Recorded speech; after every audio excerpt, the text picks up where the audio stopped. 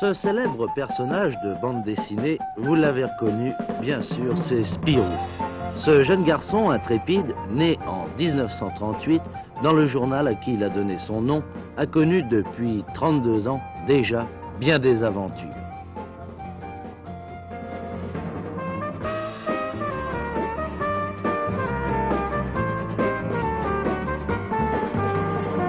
Et personne ne s'étonne plus de le voir encore aujourd'hui revêtu de ce costume de groom d'hôtel qui était celui de son premier emploi. Créé par le dessinateur Rob Vell, Spirou a été repris au fil des années par plusieurs dessinateurs, d'abord André Gillin, JG, puis par André Franquin, l'actuel créateur de l'inénarrable Gaston Lagaffe. Aujourd'hui, la destinée de ce sympathique personnage est entre les mains d'un jeune dessinateur rennais talentueux, Jean-Claude Fournier.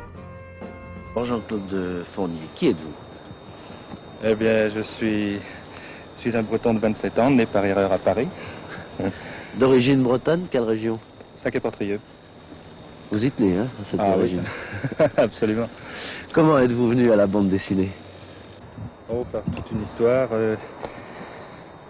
J'étais étudiant à Paris pour devenir professeur de dessin. Et puis, j'étais également tenté par le dessin humoristique, par la bande dessinée. J'en lisais beaucoup à l'époque. Puis, comme mes études de dessin ne marchaient pas bien, ça ne m'intéressait pas tellement, en définitive. Puis, il y a une petite anecdote aussi. Oui, il y a une petite histoire marrante. Mon dernier bulletin scolaire, le professeur de dessin, de la matière dessin, avait écrit textuellement sur le bulletin: n'a jamais su dessiner, ne sait pas dessiner, ne sera jamais dessiné. Ça, c'est vraiment la bonne histoire. Consécration rapide, après 3 ans seulement, le premier album de Jean-Claude Fournier va sortir en librairie le 10 novembre prochain. Son titre, Le Faiseur d'or. Tirage, pour l'édition de langue française seulement, 50 000 exemplaires. Un tirage dont bien des écrivains seraient flattés. Jean-Claude Fournier, quelle a été votre première bande dessinée? Première bande dessinée publiée dans le journal Spirou, qui a été ma première vraie bande dessinée professionnelle, c'est Les Aventures de Bisu. Qui c'était Bisu? C'était un espèce de petit... Il se présentait un peu comme un lutin. C'était un poète, un petit poète qui vivait dans la forêt. Dans mon esprit, c'était la forêt de Brocéliande.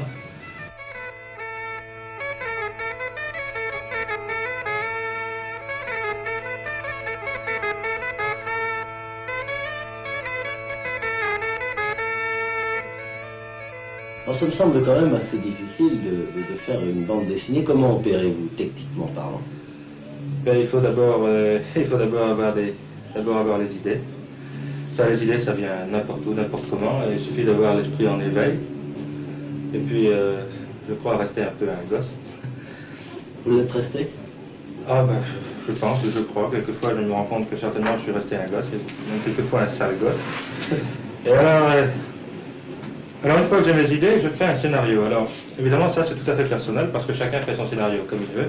Il y en a qui font des scénarios dactylographiés. Moi, je fais un scénario directement en image. C'est-à-dire que je fais au brouillon très rapidement, mes petites images, ma mise en scène très rapide. Ce scénario, je le relis, je le broche en une espèce de petit bouquin, comme ceci, que je présente à mon éditeur. D'abord à mon rédacteur en chef. Et si mon rédacteur en chef est d'accord, il présente à l'éditeur. Et à eux deux, ils voient les rectifications à y apporter. Et puis je passe à la réalisation. Alors je recopie mon scénario, je le recopie au propre sur les planches, sur les pages. Au crayon d'abord, au crayon? Oui, alors je commence par un crayonné très rapide qui peu à peu s'affine. Et puis une fois que j'estime mon crayonnage suffisant, je passe à l'encre. Quelles sont vos petites passions?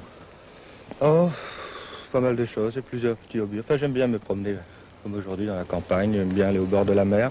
Au bord de la mer, j'aime particulièrement quand il y a des tempêtes. Je suis assez romantique. Est-ce que vous pensez qu'il y a une influence du cinéma dans ce que vous faites, dessiner? Ah oui, certainement. Inconsciemment, mais certainement, oui.